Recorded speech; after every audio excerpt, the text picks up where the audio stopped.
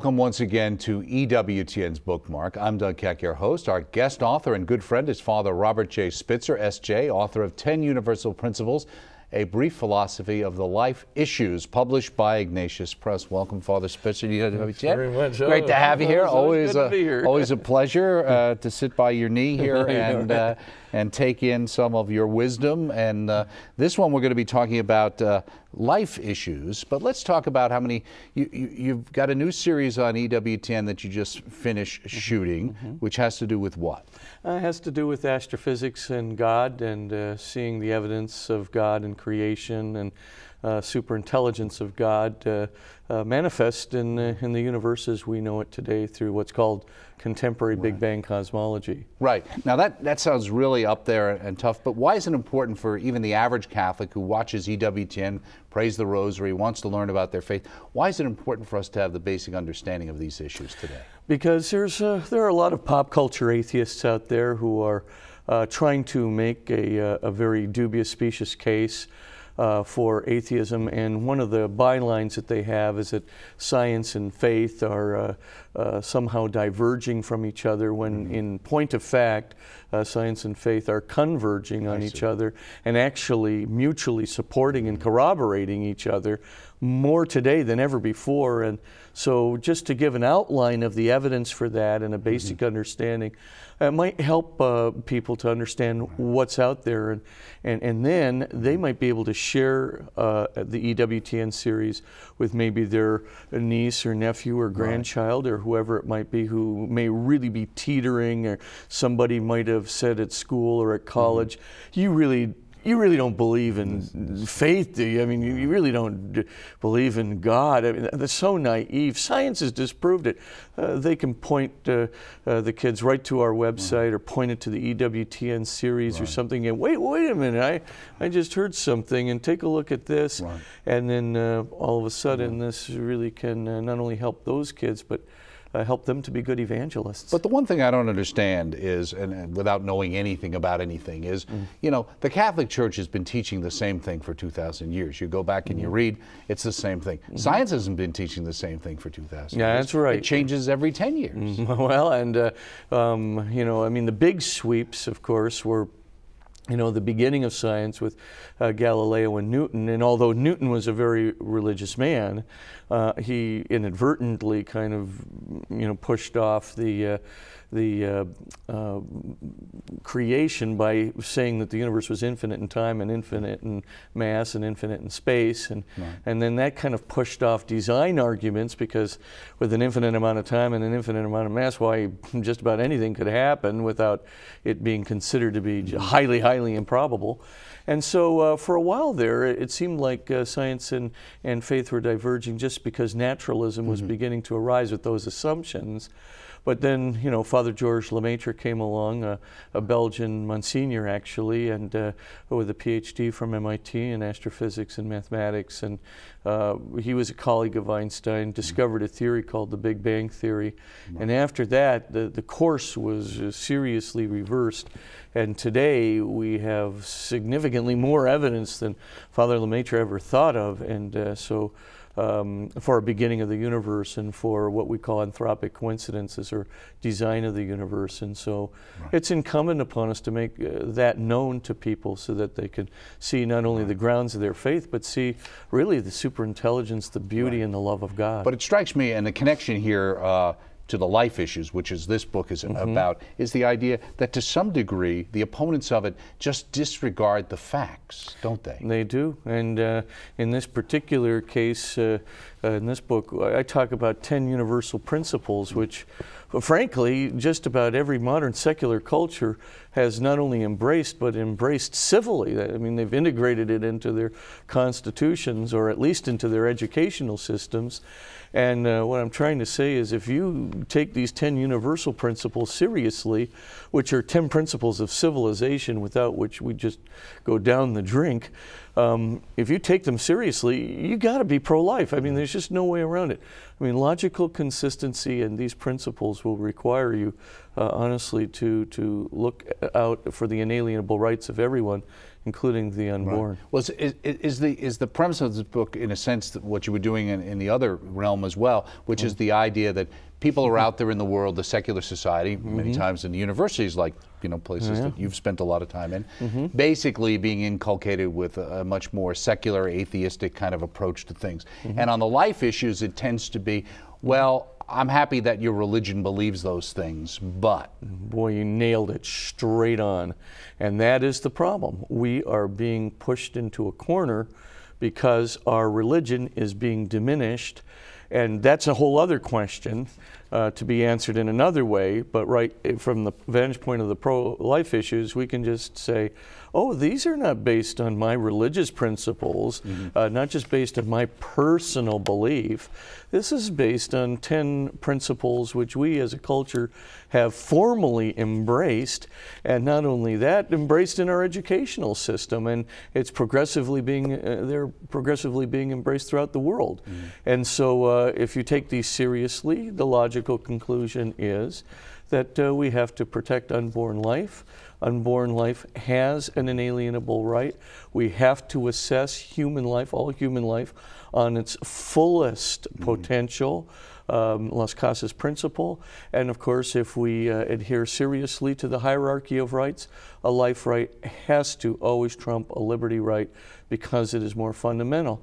And these things are all writ large in our political foundations. Now, in the introduction, you write, the evolution of culture and civilization has arisen out of the development of these 10 fundamental principles. You go on to say, failure to teach and practice several of these principles will most certainly lead to widespread abuse and a general decline in culture. Is that what we're experiencing now? Yes, I think it is what we're experiencing now. I think a lot of people think that because there is certain forms of social progress, which there is, that kind of means that everything is going well. But in point of fact, everything is not going well. And the social progress angle, okay, we get a good B+, A-. However, if you take a look at other areas, particularly the full assessment of human life, particularly the full assessment of vulnerable life, particularly the role of inalienable rights within the court system, we're getting C-, D+, and even Ds because we are absolutely losing our sense of foundation. In the book, I compare what was done in the Roe v. Wade decision to what was done in the Dred Scott decision. Yeah. And the Dred Scott decision was a decision where the U.S. Supreme Court unanimously upheld slavery because they claimed that they couldn't find any evidence in the Constitution for the rights of black people. And therefore, they declared them not only non-citizens, but unworthy of rights and protection under the law. I mean, it's the most incredible decision. But the precise same logic, I go right down through the line, line by line, the same logical error is made. Just because you can't see something in the Constitution doesn't mean it doesn't exist. I was here on a program one time with Father Pacwa, and a caller called in, and he said, well, gosh, some of my atheistic friends say that if there is no proof of an electron, it doesn't exist. I said, well, that's a very strange thought, because after all, if there wasn't a proof, then when they did develop the proof, did electrons suddenly come into existence at that moment? Of course, they were there all along. And the same thing, just because you can't find evidence for somebody's rights in a constitution which was never written to accord rights to specific groups of individuals, doesn't mean they don't have rights. Their inalienable rights are based on their humanity, and the fullest potential of their humanity requires that they have rights, not only according to Father Suarez, who is the person who invented and discovered inalienable rights theory, but also by everyone else who subsequently baptized Suarez's thoughts about inalienable rights. John Locke in his second treatise on government, certainly Thomas Jefferson in the Declaration of Independence, and a whole raft of jurists after that time. Well, you talk about the different principles. One of them here, a principle of non-contradiction. Valid opinions or theories have no internal contradictions. It goes back to the time of Plato. You say the principle of non-contradiction comes up frequently with respect to pro-life issues. For example, some courts say that human embryos have the rights of inheritance and can sue after birth for pre-birth injuries, while other courts declare that human embryos are not persons and do not have even the right to life. It's an obvious contradiction. It's kind of like the thing where you can abort a child because it's really not a child, but if you wanted to have that child and in some fight or in a car accident, the child was killed, it's that there was a death. So how can they both be true? They can't. Right? And that's the thing. One is right and one is wrong. And of course, trying to hold both opinions simultaneously, as most physicists would say, is just plain silly. Well, it does seem to be the only case that I can think of where something is a fact based on how I want to perceive it. Yes, now that's called pure subjectivism, and this culture is also getting a D- in its loss of what's called objective truth. We have become relativists in a way our founding fathers couldn't possibly have imagined. But you know, there's two kinds of relativism. There's ethical relativism, and there's also what we'll call relativism of the truth. And they obviously converge at a certain point. But relativism of the truth, that's a pretty dangerous position for any secular culture to be in, because if everybody thinks that all truth is merely a matter of opinion, at some point we have to get to the point where we need some real science to make the machines and the bridges really work. We need some real engineering based on some real truths and some real math. And you go, well, that's math. Okay, then you need some real social theory, and you need some real political theory, and you need some real consistent philosophy. You need some real non-contradictory truths in order to lay the foundations of your culture. Otherwise, truth is what you make it out to be, and at the end of the day, it will result in a chaos. Yeah, it says we cannot simply assert something as a matter of our subjective opinion. This would be merely subjective verification, therefore it cannot be used to prove something or to somebody else. Now, one of the things you mentioned was later on in the book, you talk about opinion. I thought it was interesting because, you know, we talk about the verifiable facts to back up an opinion and weighing one versus the other. But in today's society, people tend to view an opinion as being, well, this is what I believe. It doesn't matter if you have more facts than I have. It just matters that this is still my opinion. You know, and opinions are like pennies. You know, everybody's got at least one. Right. And the thought, of course, is at the end of the day, you know, for us, the very first rule as philosophers that we learn is arbitrarily asserted, arbitrarily denied. And what's meant by that is if you just simply assert something because you like it, that doesn't mean that anyone has to believe it at all. If it's going to have any persuasive value, if it's going to have any evidential value, if it were to hold up in a court or hold up in a classroom, you'd have to have evidence. You'd have to have some backup. And the fact that we're trying to excuse our citizens and even excuse our young people from going through the arduous tasks of being consistent and gathering evidence so that they have well-founded opinions, that's a horrible thing, because a relativistic culture can't survive. The other cultures who take truth seriously will just blow by us in 2.5 seconds. I mean, imagine, you know, I go to my classroom, you know, with the kids are all there, and I say, okay, you guys, what about the theories of Sir Isaac Newton? You know, what do you think of those? You know, oh yeah, those are good.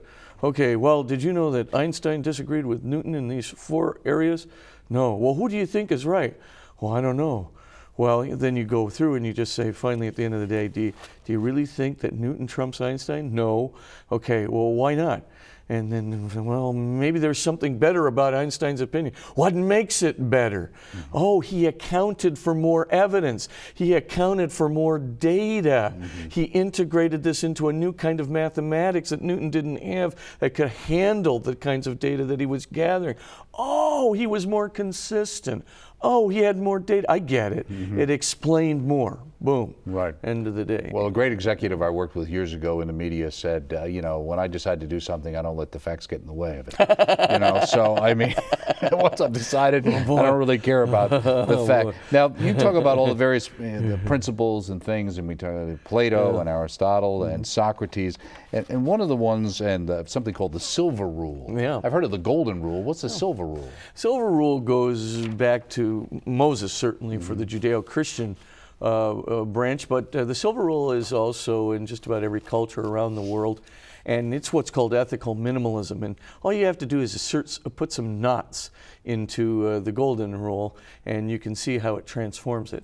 It goes, do not do unto others what you would not have them do unto you.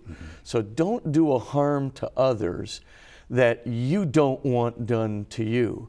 Or put it in contemporary language, avoid unnecessary harms. But if a harm is just unavoidable, try to minimize it. And that's ethical minimalism, because, boy, you know, if people think that they have to do you harm or do unnecessary harm to somebody in order to feel fulfilled in life, run, Bambi, run, because they are sociopaths. Whereas the Golden Rule, when Jesus takes the knots out of the Old Testament prescription, to do no harm, he makes it ethical maximalism, and therefore it's now do the good for others that you want done to you, which is much vaster than avoiding harm to others that you don't want done to you. So the Silver Rule, though, is it has to be the minimum of law. If there is no Silver Rule, if the law in some way negates the Silver Rule, the law negates itself, because the law exists only to protect ethical minimalism, only to protect citizens against unnecessary harm. And you bring that up dealing with the life issues, and you say that it comes up very, very frequently. How do you apply that to life issues? Yeah, I mean, if you just take a look at the Roe v. Wade decision, for example, it's a clear classical violation of the Silver Rule on a massive scale, because the court declares that they're not certain whether human life exists. Well, first of all, that is a myth anyway, because we're quite certain human life exists. The full human genome is present in a single-celled embryo even before it's implanted. And if a full human genome in a living metabolic organism is not human life, I don't know what is. I mean, you'd have to be purely a sophist to say otherwise. But let's suppose you are a sophist and you do say otherwise. What is a sophist? We hear the word sophistry thrown around. What does that mean? Oh, they were the classical opponents of dear old Socrates. And they were always going around saying truth is relative. So this little problem of the relativism of truth goes all the way back to the time of Socrates. And of course they would say truth is relative, and of course Socrates would say no, it isn't, you have to have evidence, etc. It comes to a height with Plato, and of course he even sarcastically names a dialogue the Sophist, where of course he tries to put the entire matter of only subjective truth, only responsible to what can be persuaded, to rest, and says that objective truth must hold the day or culture will simply subside into the Now earlier you related Roe v. Wade and the Dred Scott decision, and we've heard that talking sometimes pro-lifers will make the slavery argument. Now you use an illustration about a tribe of people to try and make it clear how these things are connected. You want to go through that? Sure. I mean, essentially, according to the logic of both Dred Scott and Roe v. Wade, it's identical logic. Basically, you find a tribe of people out there in a hidden valley, and you're not sure, well, gosh, are these people, are they truly intelligent beings? Are they human beings, et cetera, et cetera? And then you say to yourself, on the basis of the logic in Dred Scott and Roe v. Wade, well, let's look in the Constitution and see if exceedingly unusual looking people in hidden valleys are protected under the Constitution. lo and behold, the scholars go out there, they look through the Constitution as much as they can, and no, the unusual looking people in Hidden Valleys are not specifically mentioned in the Constitution, at which point you declare emphatically, despite the fact that they manifest intelligence, they manifest the five transcendentals, they manifest a spiritual desire, they manifest a loving desire, moral capabilities, freedom and intelligence, very nicely, you declare, because they're not specifically mentioned in the Constitution as protected, we have the right to kill them. And so, of course, you say, well, we need the land, so a genocide is permitted. It's the same logic. You go, oh, Spitzer, this would never happen. Well, why not? It's been declared twice by the Supreme Court, and nobody seems to, blink an eye at it until, of course, it causes great social unrest. Well, until the pictures show up on YouTube. Yeah, exactly. Then people would get upset about it. Yeah, that's right. Well, one of the things that struck me, which I had never thought about too, you talked about actualizable, people becoming actualizable, talking. Yeah. And so after you're 22, it's all downhill then? You're not a person anymore? Only Yeah, between 12 and exactly. 22? What did that mean? Well, essentially what I was trying to say was, there was a Dominican friar by the name of Bartolomeo de las Casas, and he was trying to defend the Indians against the Spanish slave traders in the court in Spain against a fellow by the name of Sepulveda. And in any case, in this great debate that takes place, Las Casas basically says you have to assess these Indians according to their highest potential. And Sepulveda is trying to make the case, the Indians don't have the same degree of math that we have. And by the way, they don't have the same degree of linguistic sophistication as we have. And of course, Las Casas is saying, but they can. All they need is an education. So the potential's there. The potential's there. Right. And of course, the Indians later did build great aqueducts. They built cathedrals. They built all kinds of things that, musical instruments that are still unrivaled today. I mean, it was really quite remarkable. But Sepulveda basically was saying, they haven't reached the highest degree of civilization. Therefore, you cannot consider them humans. And Las Casas said, no, they can reach the highest degree of civilization with even just a modicum of education. You must consider them human, otherwise you're going to violate the Silver Rule, and in violating the Silver Rule, you'll undermine the very basis of the law itself, not to mention the prescriptions of Moses and Jesus Christ. So at that juncture, of course, the court rules in favor of Sepulveda. How? I do not know. But in any case, as you know, the reductions were destroyed, eventually. And of course, poor Las Casas didn't get his way. But his doctrines were read by people like Francisco Suarez, the Jesuit, who discovered inalienable rights theory. And so once that happens, of course, I mean, there's no stopping it, because when John Locke is doing his doctoral dissertation research, he sees Suarez's work on inalienable rights, and eventually that becomes part of the second treatise on government, a very, very famous political work. Well, one of the things that strikes me, you started off kind of with the Greek philosophers, but obviously this is designed in a lot of ways to deal with a secular society on the pro-life issues and not rely on, let's say, religious underpinnings. But you've got Moses and Jesus, and you got Aquinas and or St. Augustine in here. So, and you're mentioning many philosophers who were priests or religious over the ages. So, I mean, are you really accomplishing what your goal is, to justify it basically to somebody who's a secularist outside of religious thought? Yeah, because the secular society went ahead and baptized all those principles. I mean, obviously the Silver Rule is enshrined in every single court in a variety of different ways, all these various symbols that we have and so forth. The whole notion of justice, it goes back to the time of Moses, and of course it also goes back to the time of Plato, and we have our secular symbols of all of these things, but certainly the whole idea of doing no harm, even though it goes back to Moses and sometimes even to the Hippocratic Oath, right? I mean, they have been totally baptized by secular society. The whole idea of fullest human potential was certainly baptized by secular society in the notion of what's called personhood. Now today we're getting a D- in protection of personhood because we seem to have lost that definition. Indeed, the justices, the majority, not all the justices, but the majority in the Roe v. Wade decision declared they really weren't sure about personhood.